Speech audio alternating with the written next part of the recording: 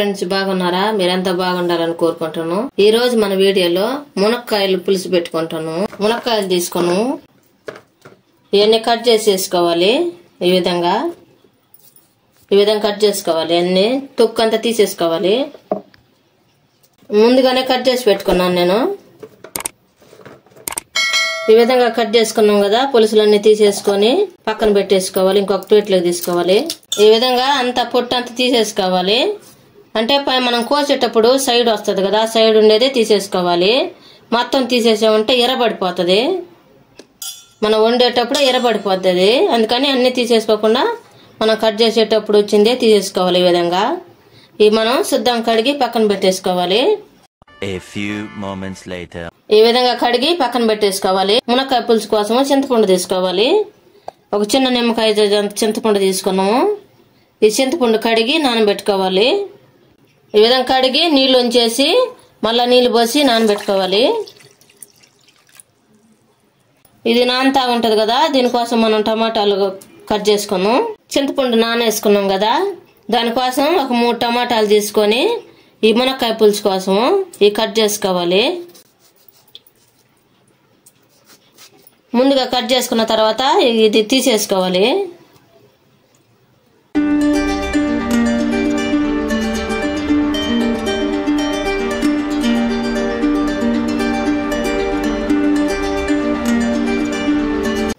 టమాటాలు ఈ విధంగా కట్ చేసుకోవాలి.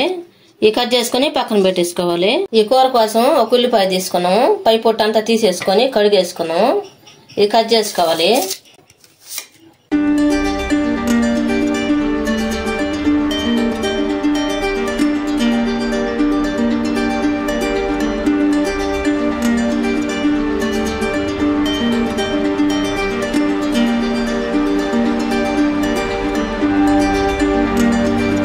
ఈ విధంగా కట్ చేసుకోవాలి. ఈ మునక్కాయ పులుసు కోసం స్టవ్ వెలిగించుకోవాలి. ఒక పెద్ద బౌల్ పెట్టుకోవాలి. అంటే గుంటగా ఉన్న గిన్నె పెట్టుకోవాలి. బాగా వేడైన తర్వాత ఆయిల్ వేసుకోవాలి. ఒక 3 స్పూన్లు ఆయిల్ వేసుకున్నాం. కరివేపాకు వేసుకోవాలి. మంట సిమ్లో పెట్టుకొని కరివేపాకు వేసుకోవాలి. బాగా కడిగి శుద్ధంగా నీళ్ళని ఒడిపేసుకొని వేసుకోండి. ఒక స్పూన్ తాలింపు గింజలు వేసుకోవాలి. 2 ఎండుమిరపకాయలు తుంచేసుకోవాలి. 3 తెల్లపాయలు వేసుకోవాలి. నల్లగా కొట్టేసుకోవాలి. కొద్దిగా ఉల్లిపాయ తరిగి పెట్టుకున్నాం కదా, ఉల్లిపాయ ముక్కలు అవి వేసుకోవాలి. మొత్తం కలుపుకోవాలి. ఉల్లిపాయలు బాగా గోల్డ్ కలర్ వచ్చేదాకా వేసుకోవాలి.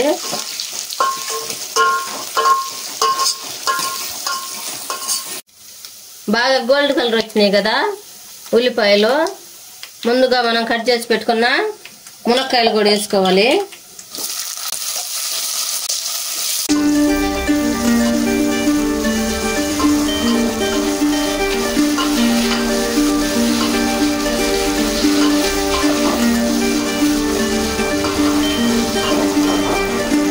మునక్కాయ ముక్కలు వేసుకున్నాం కదా, అవి బాగా కలుపుకోవాలి. మునక్కాయ ముక్కలు ఉడికేటప్పుడే టేస్ట్ తగ్గట్టుగా ఉప్పు వేసుకోవాలి.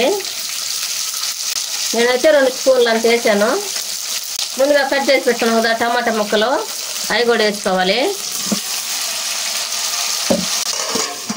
మూత పెట్టి మగ్గించుకోవాలి. లేదో మూత తెచ్చొద్దాం.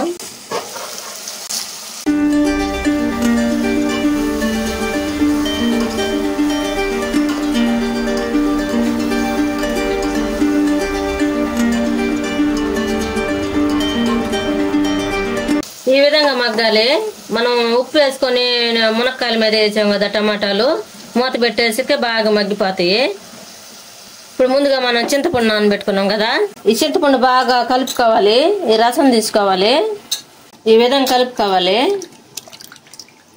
మునక్కాయలు బాగా మగ్గినాయి కదా, ఇప్పుడు పసుపు వేసుకోవాలి 1 స్పూను. ఈ మొత్తం కలిసేటట్టుగా కలుపుకోవాలి.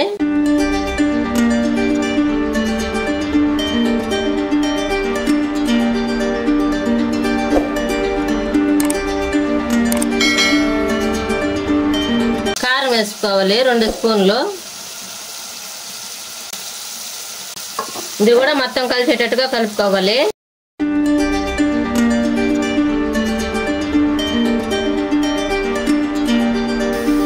మనం కలిపి పెట్టుకున్నాం కదా చింతపండు రసం, అవి కూడా పోసుకోవాలి.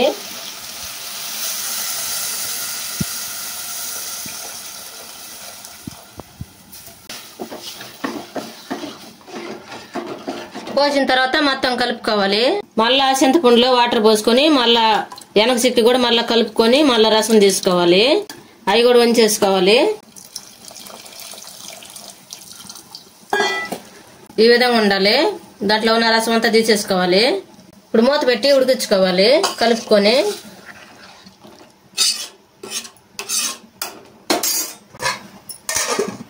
A few moments later. మునక్కాయ పులుసు ఉడికిందో లేదో మూత తెచ్చొద్దాం. ఉడికింది. ఈ విధంగా ఉడకాలి. బాగా చిక్కంగా వచ్చేసింది. ఇప్పుడు స్టవ్ ఆఫ్ వేసుకొని దించేసుకోవాలి.